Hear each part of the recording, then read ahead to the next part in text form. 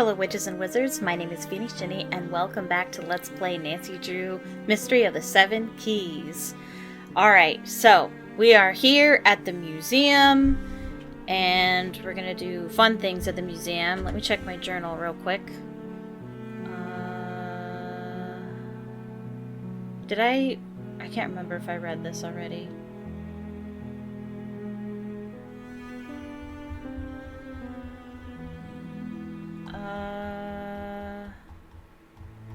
Maybe not. I remember reading something about Second Shine. Adela said other famous gems have also gone missing, even the gems from the Bratska Historica Museum. I think I read that. Vladina from Slati Custom Jewelry in Prague discovered that Adela's jewels were fake. When I connected to the cafe Wi-Fi, it was protected by a company called Lautkari. According to Hans, Adela's necklace has a file attached to it called a Dagos file. How could I access the data, I wonder? Hans. Once I started asking questions, Hans Firesinger was not happy to get my call. At least one bit of information came out of the call, the Dagos system. Lawyer up, you say, Mr. Firesinger. Looks like it's time to call dear old dad. Yeah, I tried. Oh, I did, yes. So I was watching the footage of the last video, and I paused where the bit of dialogue I skipped was in the video, and it's Nancy leaving a message for her dad. So we did actually ask Dad to help us with that. Okay, good. Alright, we're up to date. Okay, let's go in and talk to this guy. Hello. Vishe mashela dwola.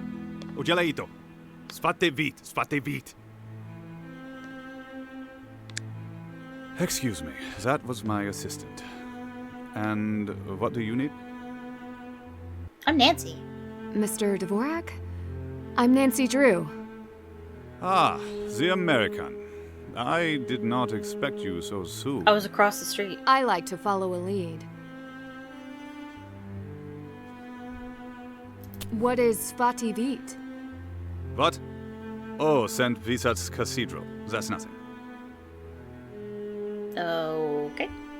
What sort of security do you have in place? Guards, cameras, everything one would need.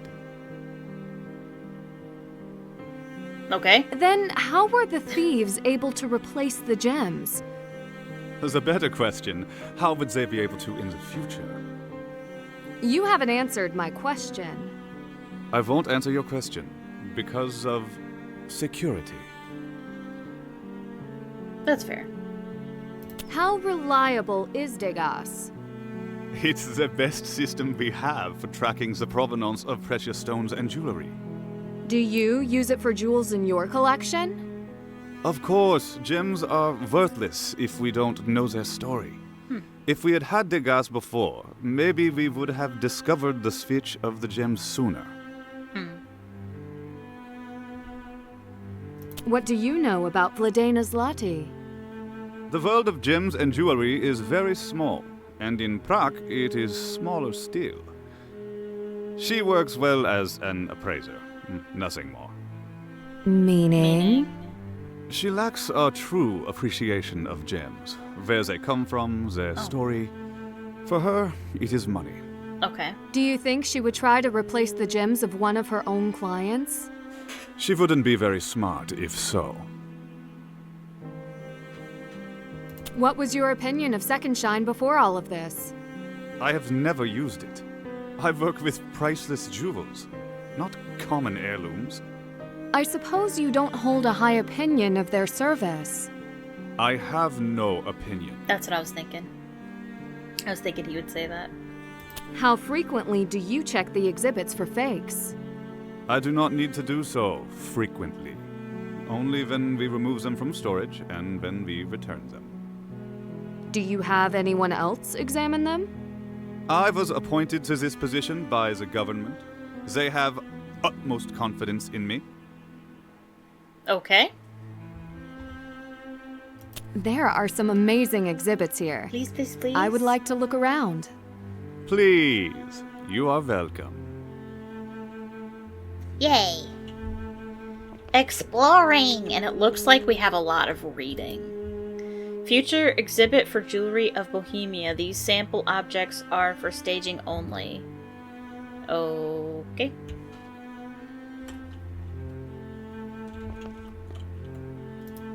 Alchemy in Prague. Let me look. There. Why is it... Well, I guess they don't give you the read option for everything. Not that I need it for this, but... I don't know. I just expected it for everything. Alchemy in Prague. Philosopher's Stone. Ooh, we know all about that, don't we? Prague has long been a home for the spirit of magic and wonder, and the practice of alchemy is a prime example of that. There are multiple steps in the theory of alchemy that always lead to one end goal, the Philosopher's Stone. Alchemists throughout the 16th century in Prague worked through countless processes attempting to turn metals into gold, at the urge especially of Emperor Rudolf II. No alchemist was ever able to document this, but through the centuries the knowledge of Prague's arcane circles were lost. Did you know? The Egyptians were the first to dabble in the ways of alchemy. Yes, I did know that. Or chemia, as it was called. The Egyptian Philosopher's Stone was a potion concocted of rudimentary chemicals to gain immortality. This was never proven to be achieved, but if it weren't for their ways of alchemy, we wouldn't have so many perfectly preserved mummies and, sometimes, lost tombs. History of alchemy. From the 16th century to the 18th century, rulers in Prague were known to have alchemists in their courts. There were many benefits from having these royal advisors, including gaining knowledge, encouraging discoveries under their reign, and using the alchemical potions for healing. While works of magic were suspect, King Leopold II had alchemists who possessed great skills from forging metals to what would later be called chemistry as the discoveries evolved. Through their gift in forging metals, the use of natural resources for medicines, and studies of the stars to guide, alchemists served the kings, queens, and the kingdom for centuries. Sir Edward Kelly, alchemist in Rudolph II's royal court. And we have all the different elements that were used in the symbols for them.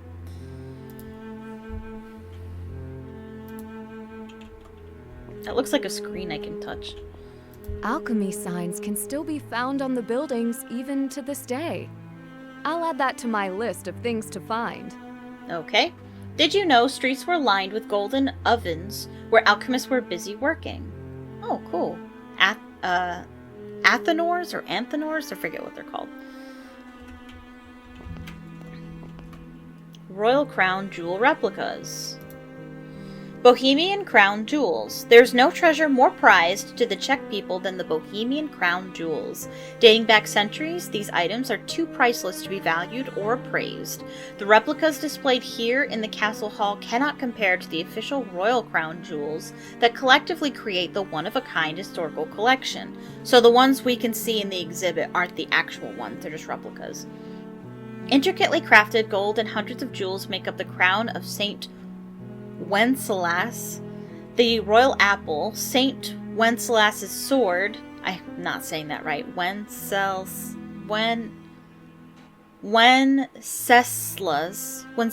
sword, the scepter, and reliquary cross, and the gold-woven coronation cloak. The crown of St. Wenceslas. The crown of St. Wenceslas was first commissioned by King Charles VI in 1347 and is the oldest item in the collection. The 22-karat gold crown displays one each of ruby, rubellette, and aquamarine, 19 sapphires, 20 pearls, 30 emeralds, and 44 spinels. Or spinels. I've never seen that word before. The crown traditionally must be borrowed from St. Wenceslas. The word doesn't form in my brain. Wenceslas. Okay. And that's probably not even right. From St. Wenceslas' skeleton only for coronation ceremonies for the price of one groschen. which must be returned and refunded after. Legend says any unworthy one who lays the crown upon their head within a year will die a cursed death. The scepter and royal apple. A symbolic shepherd's staff over 2 feet long, the 18-karat gold royal scepter is adorned with 4 sapphires, 5 spinels, and 62 pearls. The Bohemian royal apple, also known as the royal orb, boasts 6 spinels, 8 sapphires, and 31 pearls among very ornately carved 18-karat gold wrought relief. The apple is gilded with Latin scripture and scenes from the book of Genesis. A depiction of Adam and Eve in the Garden of Eden, biblical parents of Cain and Abel, embellishes the lower hemisphere, a scene that parallels Prague Castle courtyard's golden gate at St. Vitus's Cathedral exterior. Made together in 1526 from King Ferdinand I, the scepter and orb replaced King Charles VI's original scepter, an orb to be more ornate than the originals, whose current whereabouts are unknown. This is all fascinating to me. I love history and museums and stuff. I hope it's fascinating to you. Although I do believe that people who like Nancy Drew games also like stuff like this, because every Nancy Drew game has something like this. Safety of 7. For centuries, the crown jewels have been protected under heavy scrutiny. Holy Roman Emperor and King Leopold II first established the tradition of the 7 keys in 1791. These royal items are protected in a secure vault in historic St. Vitus Cathedral, and only when the 7 keys from 7 key bearers unite with 7 locks will they be accessible. Oh, in order to get the crown jewels. Okay, so the crown jewels are protected by 7 locks, and you need 7 keys to get to them. Gotcha. Okay, now I understand what the 7 keys are for. The 7 key bearers hold positions of honor in Prague, a burden and privilege for appointed officials such as the president, the mayor, and the prime minister. Do they really need all 3? I mean, the mayor can be just Prague. And then, where's Prague again? It's slipping my mind where Prague is. Oh no. Oh no, help. I discovered it a few days ago. Where did I discover Prague was? Czech Republic! Come on! I knew that! I knew that! Why is that not in my brain? Oh my gosh. Oh my gosh. Why is that not in my brain? Why did that completely just escape me?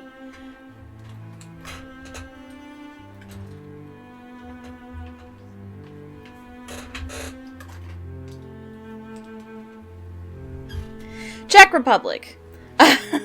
Oh my gosh. Okay. I don't, my brain doesn't want a brain. Okay. What was I saying? Oh, president, the mayor, and the prime minister. So, like, the mayor could be just of Prague. But does the Czech Republic... It would have to have a president for it to be a republic. But why does it also have a prime minister? I'm so confused.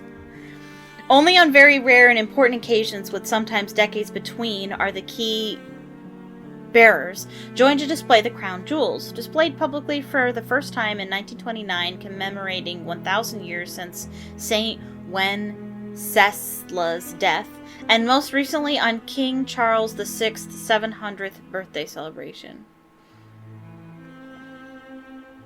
The sword and cross. More a part of St. Vitus Cathedral's treasury than the jewel collection, the sword of St. Wenceslas and the reliquary cross were used mostly in coronations and knighthoods.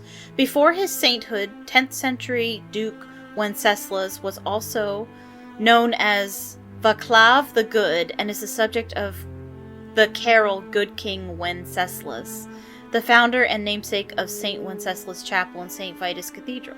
His sword wields a 10th century iron blade with a 13th century wooden, silver, and velvet hilt. The golden reliquary cross was commissioned by Charles VI near the time of the commissioning of the crown. It's lined with sapphires and displays carved gem cameos. The coronation robe. The lavish royal coronation vestments were used during traditional Bohemian coronation day festivities under the bells of St. Vitus. This precious robe is woven with gold lily silk patterned with pearled golden wire and rare ermine lining. Many sovereigns took their oaths in this robe from 1653 to 1836, finally being retired following the coronation of Ferdinand V.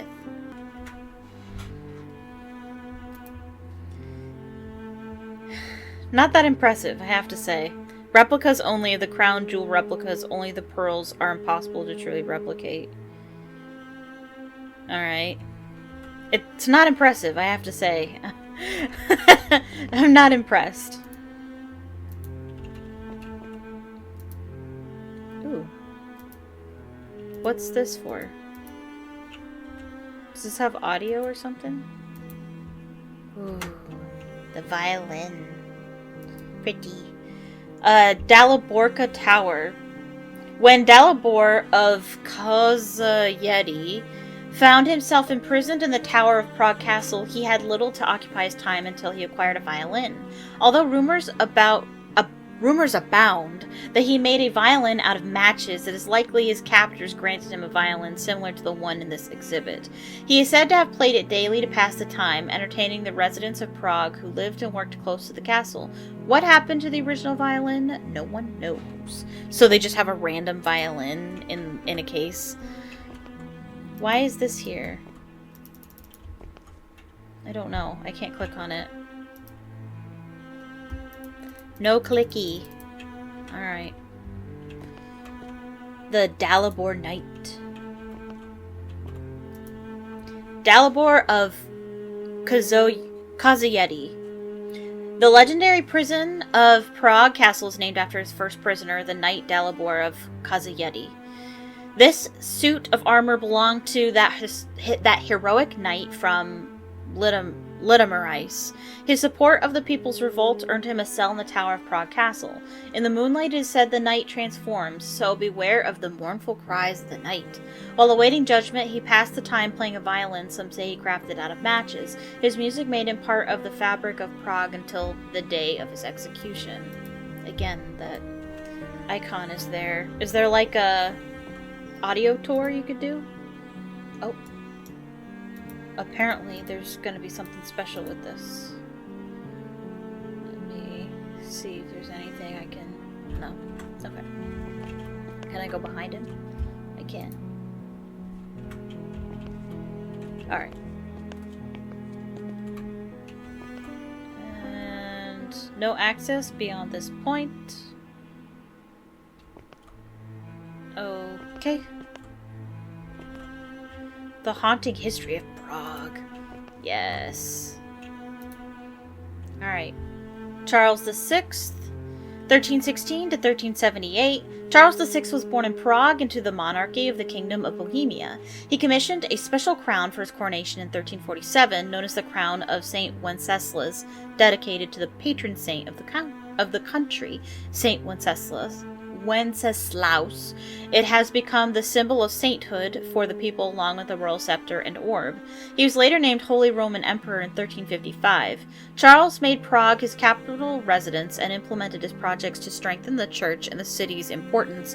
Prague's many historical building achievements can be attributed to King Charles, like Charles Bridge, Charles Square, the prestigious Charles University, and sections of Prague Castle and St. Vitus Cathedral. Even today, he is regarded as one of Europe's most powerful and noteworthy kings. Rudolf II, 1552 to 1612. The King of Bohemia and Holy Roman Emperor Rudolf II wore the Bohemian crown for his coronation on November 1st, 1575. At 6 in the early morning, the bells rung clear as Rudolf II's reign began, spanning from 1576 to 1612. Known as the Alchemist King, he brought the Renaissance to Prague, making it the center of enlightenment and growth. He hosted luminaries and the brightest minds of the time. In exchange for being in his care, scholars, mathematicians, alchemists, and artists supported his quest to search for the Philosopher's Stone and immortality. Noted mathematicians like Kepler benefited from Rudolf's support to help make revolutionary discoveries. Rudolf II is well known for knighting many of these influential figures into his court. His eclectic collections filled the palace with a menagerie of exotic items, games, art, crystal, and rare gems. Famous for having the largest collections in the world, his hidden treasures were secretly placed deep underground in his Kunstkammer cabinet of curiosities, while his mystical obsession brought thought and progress to the city. The strength of the country and the people were neglected and weakened. Yeah.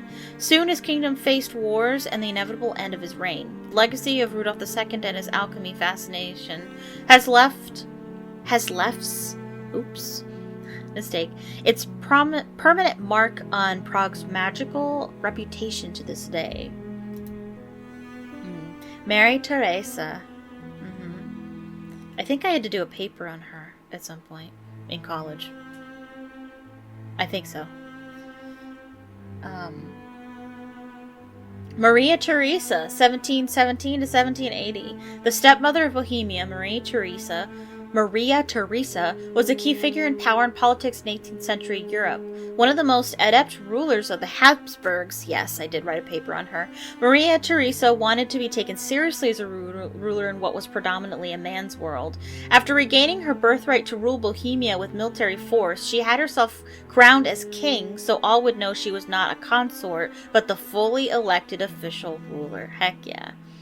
Many women could inherit the Bohemian crown, but only Maria Theresa would be elected and crowned King of Bohemia and Holy Roman Empress.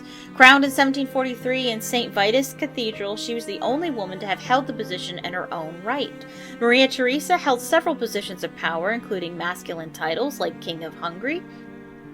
Though her broad reign was filled with many wars and conflicts, her socio-political efforts led to financial, educational, and medical advancement, as well as a reform in the forced labor system of serfdom and the modern Czech estates. She famously called Prague's St. Wenceslaus crown a fool's cap, which laid more heavily on her head than her other duties. Leopold II, 1747 to 1792. Son of Empress Maria Theresa, Leopold II held the position of King of Bohemia and Holy Roman Emperor for less than 2 years before his death in 1792. The Czech estates commissioned a piece from Mozart, who studied at Charles University in Prague, for his coronation celebration. After years of war and rulers who would have the Bohemian crown jewels moved to other lands and palaces, the Czech people have King Leopold II to thank for bringing the national symbols of statehood and heritage back to Prague. Leopold is known as being a capable ruler and for his reform of the penal code, which abolished the death penalty and torture. Leopold is also credited for establishing the tradition of the 7 keys for the security of the Bohemian crown jewels. It was the wish of the Czech estates to have the jewels returned to Prague and secured in the St. Vitus Cathedral. Today, Leopold's tradition of 7 keys and 7 appointed key bearers continue to guard the crown jewels, keeping these imperial regalia forever safe in Prague. I really want to know if any of this is actually, true. I know that the kings are, but if the 7 keys is actually true and the crown jewel stuff. Johannes Kepler, 1571 to 1630. The long history of the Bohemian monarchy, mathematics and astronomers in the royal court, and Rudolf II. This one we can read like this. Rudolf II and his famous confidants. Rudolf II and his famous Emperor Rudolf was at the forefront of the golden age of Prague's rich history in the dark mysteries of alchemy, in search of the fittingly golden secret, the Philosopher's Stone. Emperor Rudolf II was more than obsessed, and alchemy developed into a respected science in 16th century Prague. He surrounded himself with leaders in their fields of mathematics, alchemy, the arts, astronomy, and even dark magic, hoping the creators would discover the way to turn base metals into gold. Rudolf's palace welcomed the innovators, and his time was invested in learning and building secluded places in and under Prague Castle, which means we're going to be finding secret passages. Reserved for his most revered confidants. He believed his famous friends would bring him even more fame and fortune.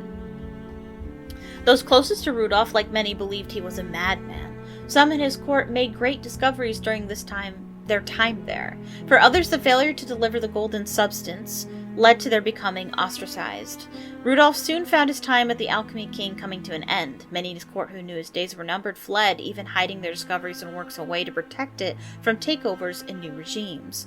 Key figures in his court were at Rudolf's right hand and lived and worked in alchemical laboratories and study halls right here in Prague Castle. The Alchemists. English-born Edward Kelly was a Rudolfian court alchemist and was a Rudolfian court alchemist with a veiled history. Together, Kelly and alchemist John Dee worked for the king, allowing him to partake in their experiments and learn from them. Kelly specifically had the king's favor, and he was knighted into Rudolf II's court in 1590. He convinced Rudolf of his alchemical skills and was paid well for his promise to succeed and to help the king communicate with angels. Close to the end of Rudolf's reign, Kelly began to lose that affection and turned to working in the hidden laboratories before he fled. I wonder if we're going to find any of these hidden laboratories. His personal diary contained writings claiming the secret of the Philosopher's Stone and immortality, as well as the ability to transmute base metals into gold. Though the court had him imprisoned several times for fraud, Kelly's surviving writings are dedicated to the memory of Rudolf. Mystery surrounds his death as well, with some accounting injuries sustained while escaping prison and others attributing to it to poison. Image of Kelly and Dee. The Gem of Crystal Artist. Caspar Leman moved to Prague from Germany in the 1580s, and after a failed time in Berger in Lessertown, he was invited to Rudolf's court as royal gem cutter, eventually passing his exclusive patent to a pupil who founded the Nuremberg School of Engravers. He is known as the earliest modern crystal engraver, adopting bronze and copper wheel techniques and influencing the glass cutting tradition of even today's Bohemian craftsmen. His closeness to the king allowed him to create beautiful and rare gems and objects of crystal that were often part of Rudolf's famed collections. Leman vowed to preserve all he had created, knowing the emperor would be overtaken due to the tragedies that had befallen Prague and the people. With wars and takeovers threatening, Leman secretly preserved his most cherished works, like the Prague Frauenberger Breaker, image of Breaker. 1605, Prague Frauenberger Beaker. Prague Frauenberger Beaker, Leman's only signed work. The mathematician and astronomer. Johannes Kepler was a German astronomer, mathematician, and more. He was invited to be an area outside of Prague by Danish... What? Oh! He was invited to an area outside of Prague by Danish astronomer Tycho Brahe, who was compiling a new set of planetary observations.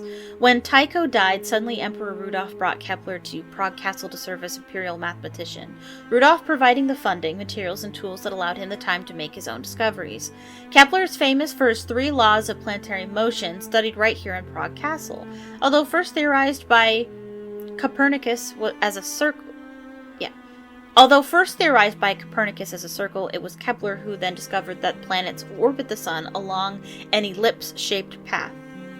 After being named imperial mathematician to Rudolf II, Kepler published many theories and discoveries that set the foundation for astronomy and developed accounts for the behavior of light. Kepler continued to study the stars, and his legacy has contributed vastly to the modern astrophysics and our fundamental understanding of the universe. Kepler's 3 laws. 1. Planets orbit the sun in an ellipse-shaped path. 2. A planet covers the same area of space in the same amount of time no matter where it is in its orbit. Okay. 3. A planet's orbital period is proportional to the size of its orbit. Okay.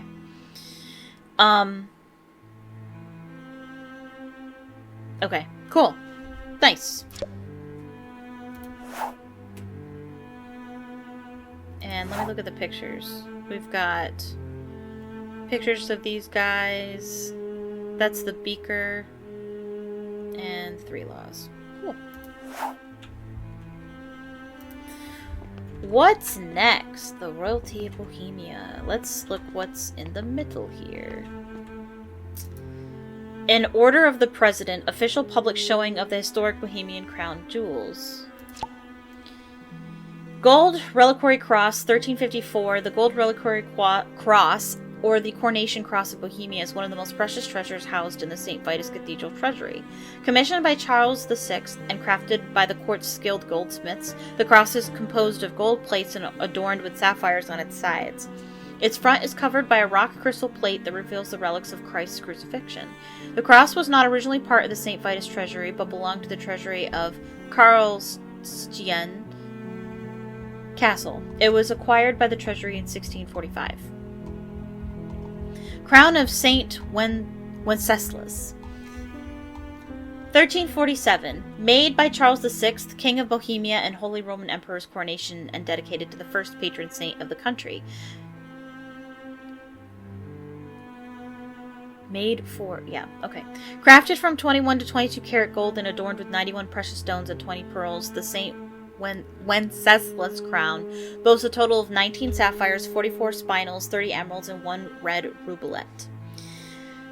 Bequeathed to the state for all future kings to wear on their coronation day by Charles VI. Globus, Cruciger, and Royal Scepter, 1526. The Royal Scepter is composed of 18 karat gold and embellished with 4 sapphires, 5 spinels, and 62 pearls, weighing 1,013 grams. The Globus Cruciger, also known as the Orban Cross, is also made of 18 karat gold and comprised of 8 sapphires, 6 spinels, and 31 pearls, and is adorned with wrought relief scenes from the Old Testament and the Book of Genesis. The orb weighs 780 grams. Photograph of the coronation vestments of the kings of Bohemia. Earliest robe dates back to 1653, crafted from a precious silky red fabric called zlatlov, and lined with ermine, the fur of the stout. The coronation robe was utilized from 1653 to 1836. Bequeathed to the state after 1836. The robe is kept in a designated air-conditioned repository used to store the robe and jewelry separately. Saint Wenceslas sword, 10th century. The sword was first mentioned in 1333 in the Articles of Inventory of the Treasury of the St. Vitus Cathedral. However, this sword has a fascinating history, with its blade dating back to the 10th century and the hilt from the 13th century. The sword was for ceremonial use in the Kingdom of Bohemia during coronation ceremonies in Prague, and later used to grant knighthoods, bequeathed to the St. Vitus Cathedral sometime prior to 1333. Alright, is that everything? Everything down here, at least. Let's go upstairs. And you can see it all from up here. Very nice. And it looks like we can't go through that door. Oops, I pressed the wrong button. There. Sorry. Okay, let's go see what's out here. If there's anything we can see out here.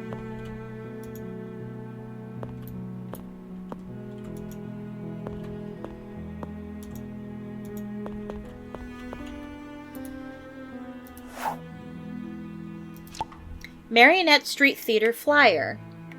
City Highlight Marionette Theater, Prague Castle Courtyard. Discover old world Czech traditions. Live action marionette shows daily in English. Learn Czech history while having fun. Free for kids of all ages. Bring the show home. Antique puppets available for sale at Apparat Collectibles. Oh, I would love that. I love souvenirs. I would love a marionette. I think I had one at one point from somewhere. I forget. And we read this one, didn't we? And I think we read all A haunted tour. I need to see that.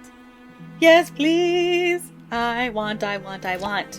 Haunting History of Prague flyer.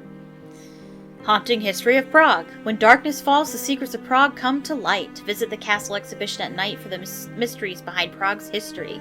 This exclusive late-night exhibition explores the city's dark legends. Mourn the imprisoned Dalibert knight who played a haunting violin until his execution. The past comes to life at night at the Prague Castle Exhibition Hall.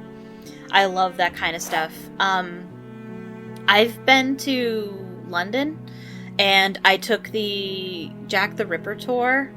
So cool. I also visited the London Dungeon. Oh, so amazing. The best thing, one of the best things I've ever done. One of the best things I've ever experienced. I'm telling you, look it up. Look up London Dungeon, and they have multiple dungeons all over England and explores the actual dark history of the different locations they're in. So fun. I love spooky things, if you didn't know already. Spooky, spooky. Oh, that just... Whew, I don't know I don't mean to disturb you, but do you have a moment? Please, they don't make these programs easy to use. My name is Nancy Drew. I understand you appraised a necklace for Adela Cherna. Ah, yes, because Adela thinks I stole her gems. That's what I'm here to find out. She and I have no secrets. But you must be tired from your journey. From the States? You don't need to worry about me. I am well rested and ready to listen. You don't look it. My mistake. Excuse me? Did you just say I look tired? Rude.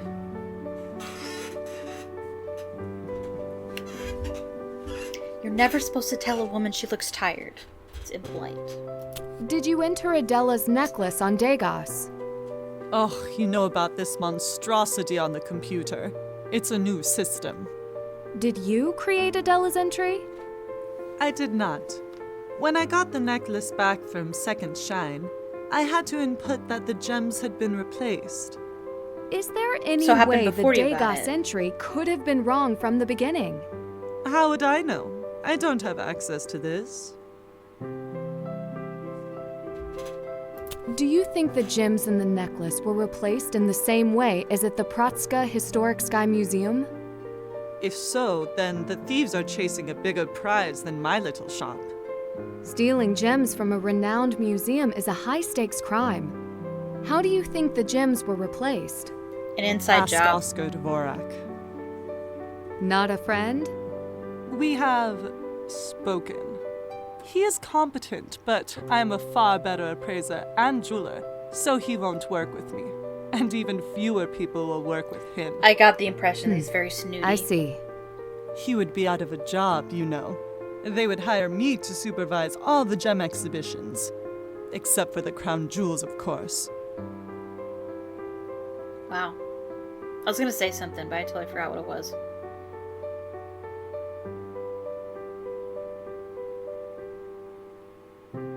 What was I saying? She was just talking about something. She was just talking about... I don't remember. Ugh, man, my brain. My brain doesn't want a brain. Why wouldn't they let you supervise the crown jewels?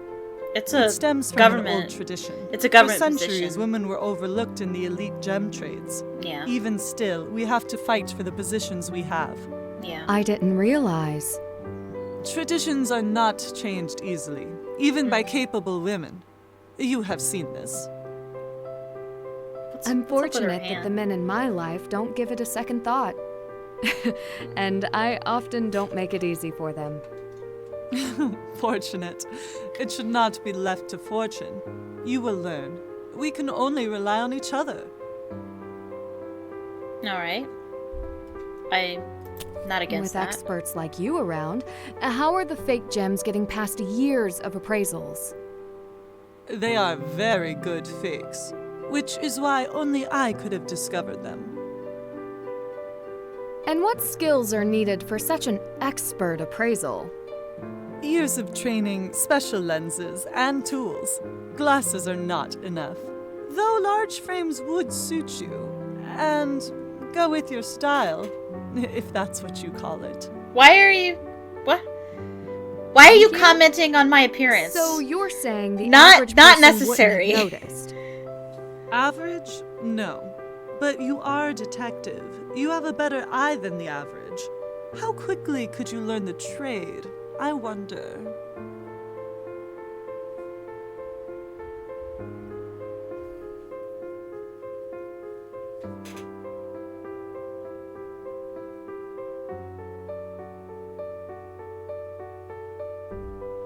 This is a beautiful store.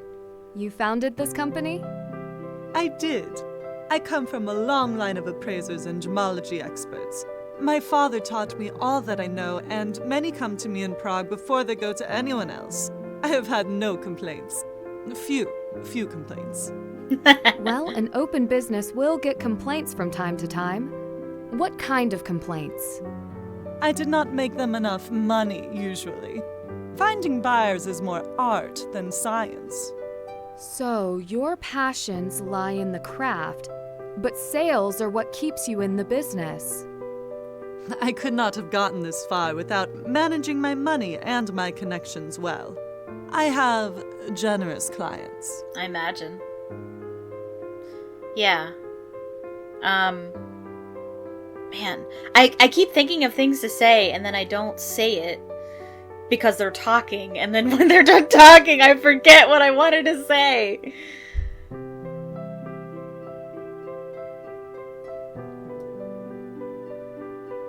Forget it. What was your opinion of Second Shine before all this? Some of my clients have used them in the past. Did any of them have the same problem? Could they really be the ones behind the counterfeit gems? It is possible Second Shine has been stealing jewels all along. Only I caught them. Make sure I'm not missing any of them. Could you tell the necklace was fake as soon as she gave it to you? The necklace is not fake. It is the same as the first time I saw it. The gems are fake. Gotcha. They are fake. And you could tell that right away. As an expert, of course. So you found a buyer for the necklace? One just like Adela asked for. But when she got the necklace back from Second Shine, it was too late. Who's the buyer? Who's the buyer? Client confidentiality. You understand. But it is over. No, I don't. I could not sell a necklace with fake gems. Yeah, that's true. Then they're not really a client. Ah, yeah! I like you, but no. Okay, so that sentence is interesting. She said, one that Adela was looking for. So it's not that she couldn't find buyers. She needed a specific person, a specific kind of person to buy the necklace. They weren't just going to sell it to anybody. There was a specific kind of person they were selling the necklace to. You said you'd seen the necklace before. Yeah. She showed it to me, so I could find a buyer for it. Right. Of course, then the gems were real. I would have gotten her a fair price, and I did, but she had already sent it to Second Shine. Because she's looking for It a very doesn't particular seem like buyer. you're too happy about that. No. Certainly you see why. They take your gems. A scam.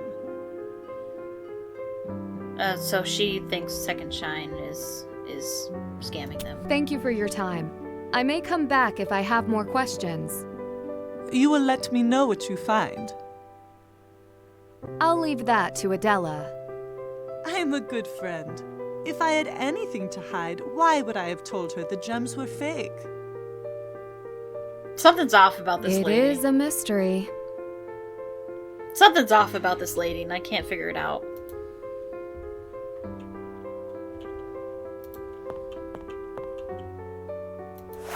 Ooh, Fire Singer Under Fire by Eric Thull. Hans Fire Singers, investors call him a visionary and a champion disruptor of the gemology and jewelry industry.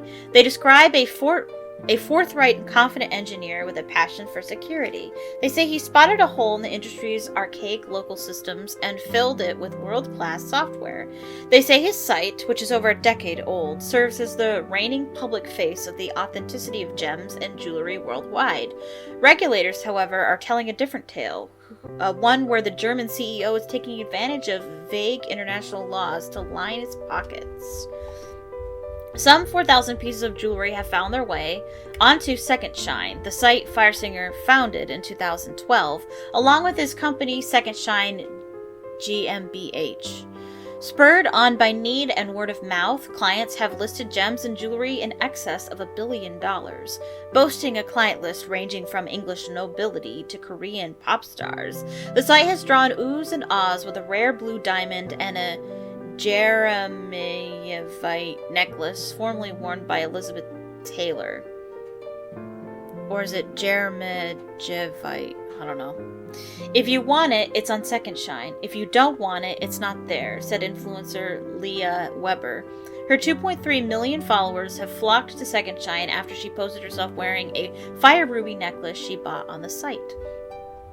Despite this growing popularity, Fire Singer claims the company struggles to stay in the black. He cites the exuberant cost of additional labor to implement and maintain proper use of the Dagos system, the gold standard for gem and jewelry tracking. Fire Singer blames these and other factors for his refusal to take the company public. One regulator, however, claims that Fire Singer fears the requirement to disclose financials. Ooh. A true accounting of Second Shine might expose how much Fire Singer is really making from an enterprise that, by all intents and purposes, appears to be the leading purveyor of gems and jewelry worldwide. Perhaps he's cutting more corners than gems. Dagos insists Second Shine get its second shine. The real backbone of Second Shine, however, consists of Dagos, the industry's official provenance tracking system. Dagos has encouraged many retailers and other services like Second Shine to adhere to the official guidelines laid out by Dagos for the protection of themselves and their clients. Globally, jewelers acknowledge that they have received fewer complaints once adopting the system. Initially, Second Shine put up resistance against Dagos, claiming that they had been using their own methods in all the years before with great success. In fact, the high fees associated with the Dagos system have put off several jewelers and sellers from its services. If Second Shine is prioritizing its bottom line over Dagos at the risk of the client, customers globally have cause for concern. It's only a matter of time before Fire Singer finds that when it comes to valuables, you can't put a price on protecting authenticity.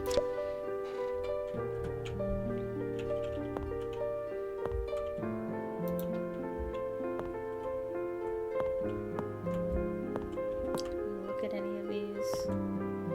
Probably not.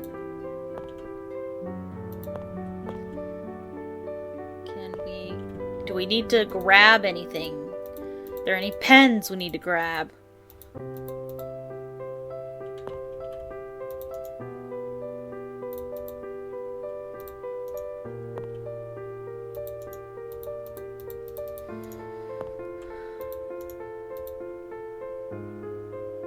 Okay.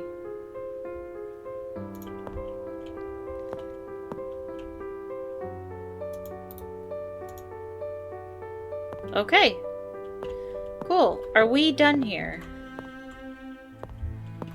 What is the next thing we need to do? Let's take a look at what we've got here. We've got a new map location. Slati Custom Jewelry. What better place to find a lovely piece of jewelry than right in the middle of an ancient castle?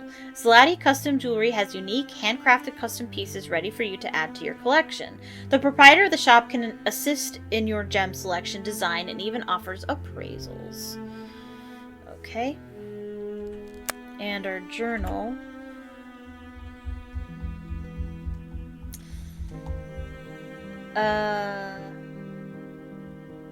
This Dagos system sounds a lot like the one Melina Rossi used to track provenance of museum items at the Phidias Cultural Center of Greece. Yes, that's a reference to the Labyrinth of Lies. Vladena explained to me that over the years, women have often been overlooked in the gem trades. Right, okay. Viscamastelat Vole Udelia Tu. You know what to do, man. Do it. And Svadivit Saint Vitus. Okay. We have Oscar. I spoke with the head curator at the Praska Historica Museum, Oscar Dorvac. He appealed to his authority and gave me nothing but assurances that the gems of the museum were safe despite previous thefts. At the same time, his calm veneer resolved when he spoke with his assistant about St. Vitus Cathedral. Oscar seems like the kind of person you'd need to know if you wanted a chance to get past the crown jewel's security. And Vladina. I met with Vladina Zlati, Adela's friend and jeweler. She first reported the fake jewels in Adela's necklace and clearly had the opportunity to swap the gems herself. Even so, she answered my questions with aplomb and had little to offer about Second Shine or Dagos. I suspect new technology is a bit beyond her. Her biggest complaint stemmed from her expertise as a jeweler not being recognized at the national level or by Oscar. Okay. I am not entirely sure what to do next. Is there somebody else we can talk to?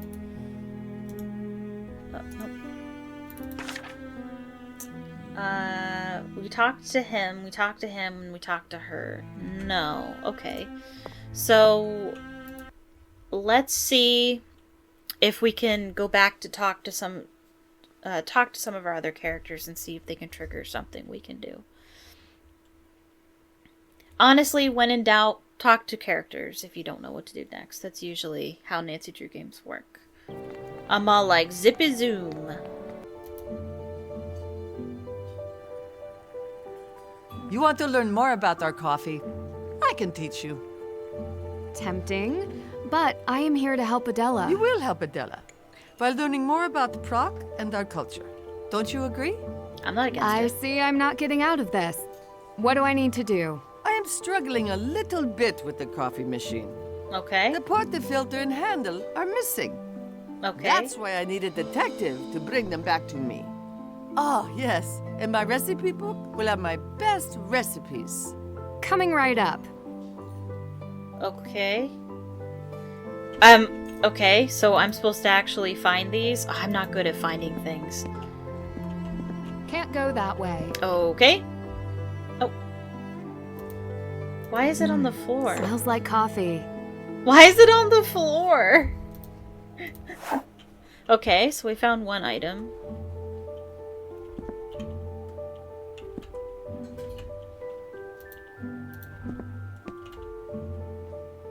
Ooh, recipe book. Kitty! Patrizia's recipe book. Why is it all the way at the bottom? What? I want to read. Yes, I know, but I want to open it. Is that not a thing I can do? What? What?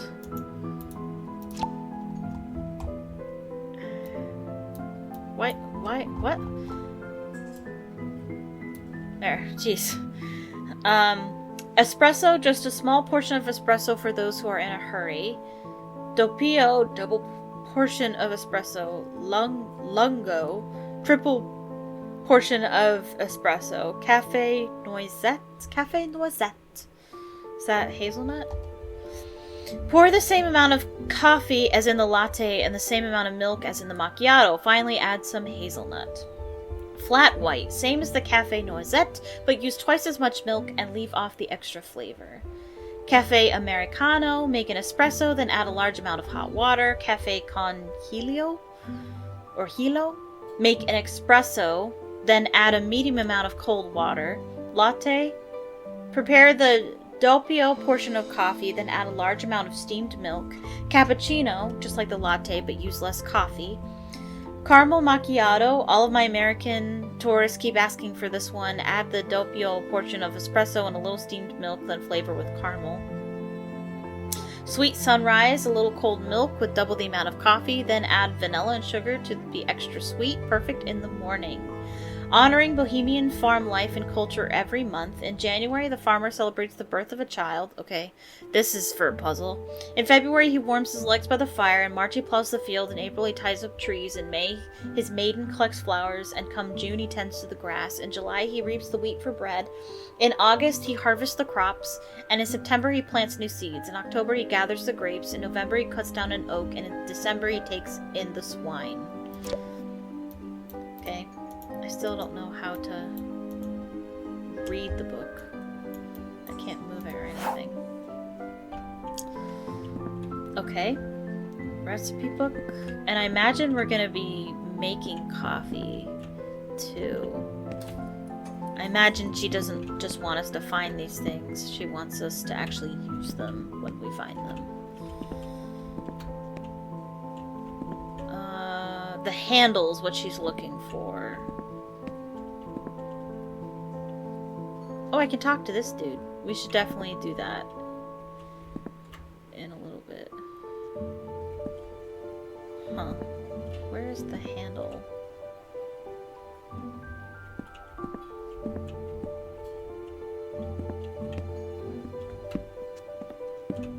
Oh, right there. There it is.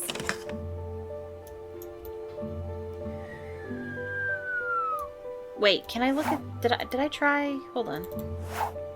Oh my gosh, just left click, stupid! Oh my gosh. Ooh.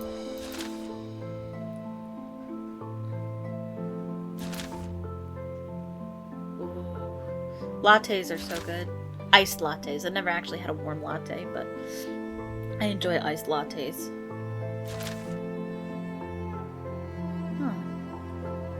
Huh. Very nice. Okay, figured that out. Shouldn't have been that hard. Okay, but now that we've found these objects, we were going to give them to Patrizia, and we're going to make some coffee, but we're going to do that in the next episode. Thank you so much for watching. I hope you enjoyed it. A lot more happened in this one than the previous two. I apologize about that, but that's kind of how Nancy Drew starts anyways, just figuring things out. Thank you so much for watching. Let me know in the comment section down below what you thought of the video. Please leave a like on the video if you liked it, and click the subscribe button if you're not subscribed. Turn on notifications so you'll be notified the next time I upload. My socials are linked in the description down below. I have a Twitter, an Instagram, and a TikTok. I also have a Patreon if you'd like to support what I do. I am also a writer, and I leave my short stories there on my Patreon, and I have free stuff on Patreon as well, including Harry Potter fanfiction. Thank you so much for watching, and I hope that you have a magical day.